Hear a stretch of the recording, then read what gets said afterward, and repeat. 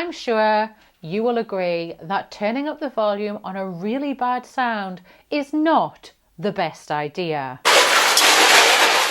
And that's exactly what we're going to be talking about this week. Thinking about how you can turn the volume up on your business brand this week. What are the 5 things that you need to really think about before you turn the volume up? We want to make sure that your sound is filled with funk instead of being an awful din. Let's find out.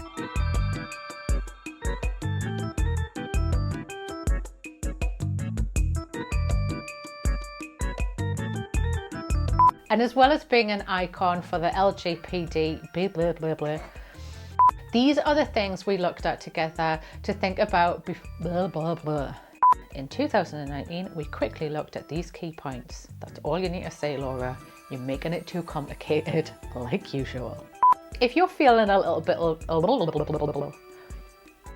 the while imparting a very clear and consistent brand message, blah, blah, blah, blah.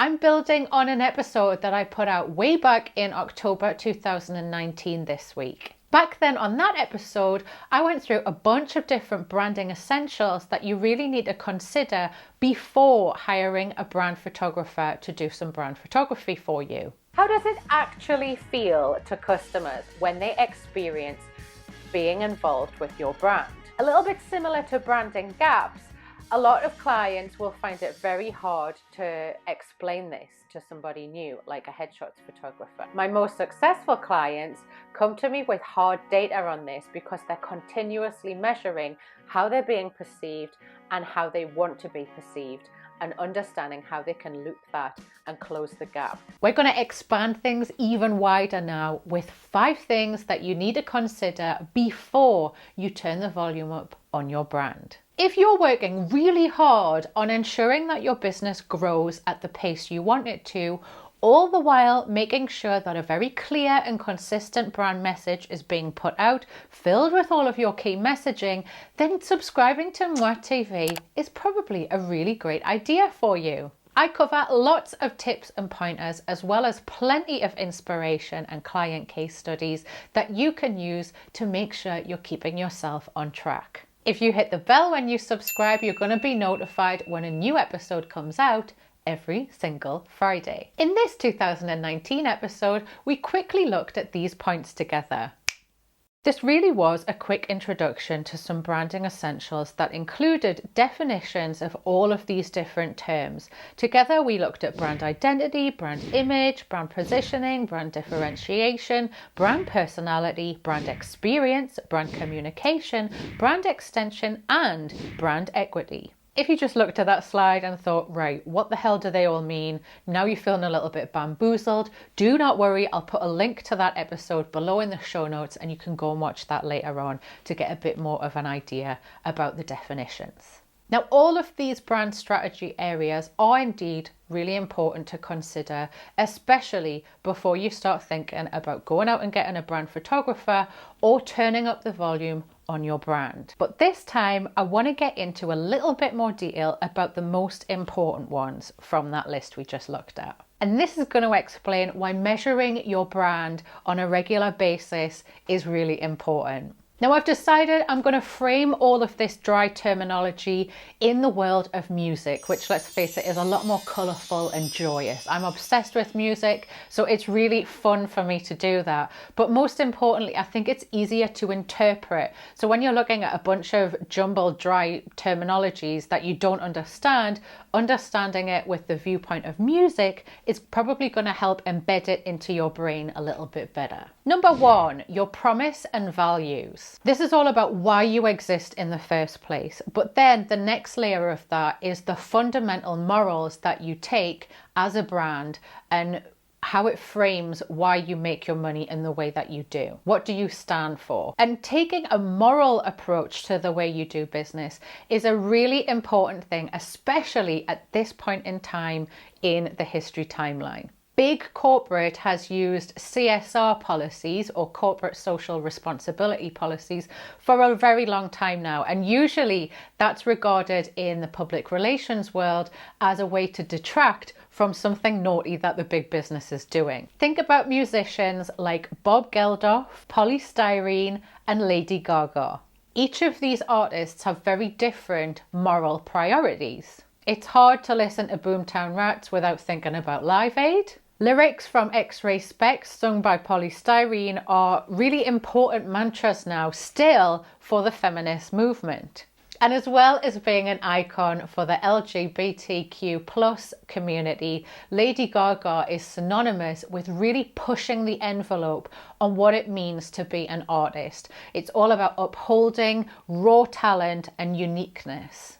Looking at it this way, you get a really clear idea of how people can be morally high on the volume, but those three artists that we just looked at have very different flavors of the way that they've approached that. This is how you can start baking this into your brand. Number 2, your consumers. Now, even though this whole episode is all about you, it's kind of not.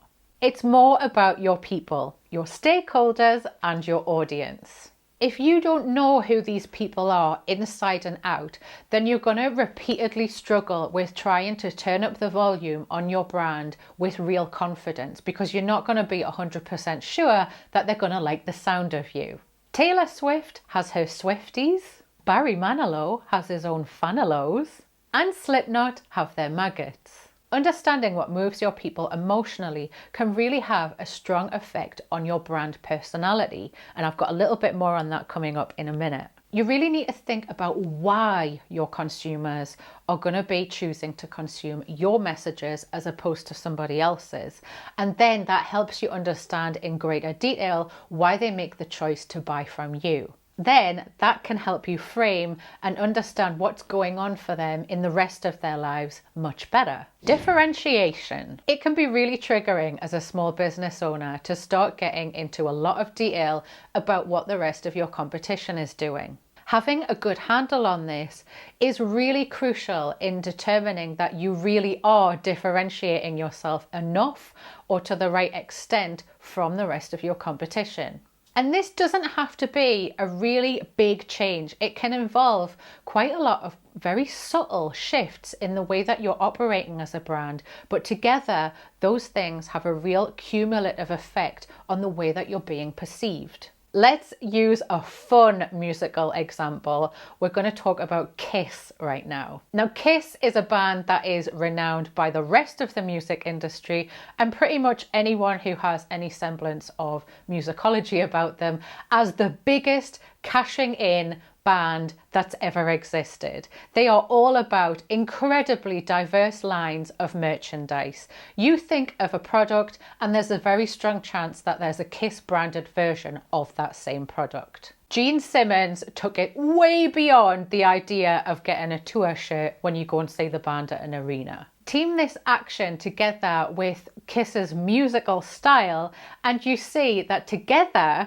it's a very cheeky nod and kind of an up yours to all of the hippies who talk about being idealistic and not selling out. Today's episode of More TV was brought to you by Laura Perman's Discography Call. If you're thinking I could be just the lady to help you get better results from your brand, then I'd like to take the opportunity to invite you to come and take a look at my Discography Call. Just like getting to know each other over your music collection, come and tell me all about your greatest hits, as well as the times where that idea charted at 102. To find out more, please visit www.lauraperman.com/discography-call. I'm looking forward to it. Key messages. Let's have a little bit of a think together now about the idea of a concept album.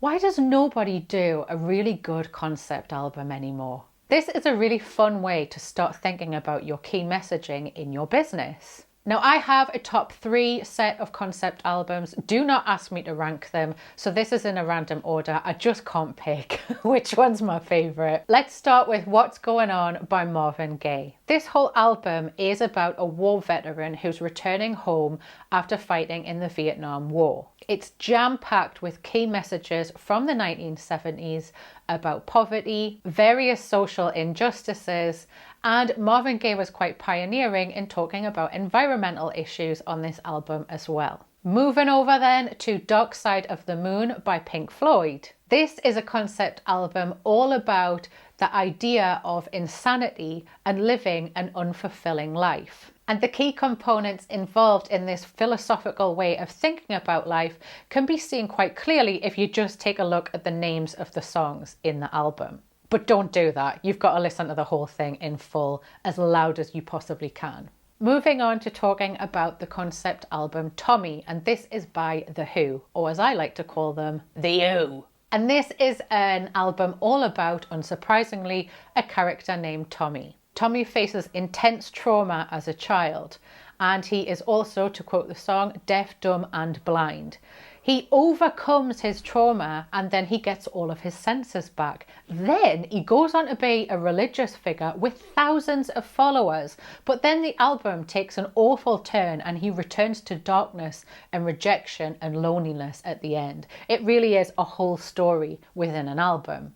Now you can think about a single storyline in your business as its own concept album. And if you're planning on creating a real legacy with a business that lasts for a very long time, you might instead want to think about a shelf that is filled with different concept albums all about your business. You can come at this the other way as well. So if you start really thinking about the different stories that your business has encountered so far, the different chapters of your business journey so far, and you put all of those through a mental sieve, you're going to see some key messages and commonalities and themes that stick with everything that's happened so far. This is a great way to start revealing the key messages that you want to think about associating with your brand. And these are key messages beyond the products or the services that you sell. I personally take this approach myself with the way that I put out my annual brochure. I like to pick an aesthetic concept that fits within my overall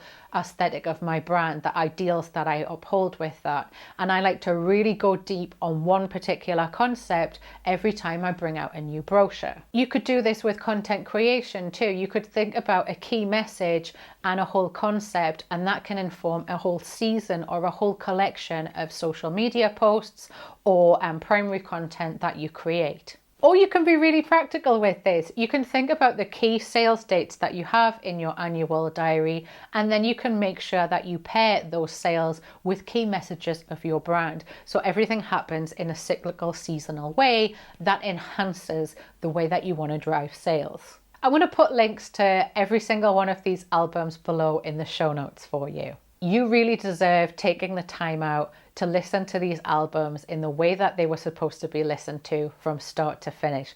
That's why I just included how long it takes to listen to them as we were talking about them. You can even chalk this time up to being serious business development, because I bet if you really give yourself over to listening to these albums in full duration, you're going to come up with some really cool ideas for your brand.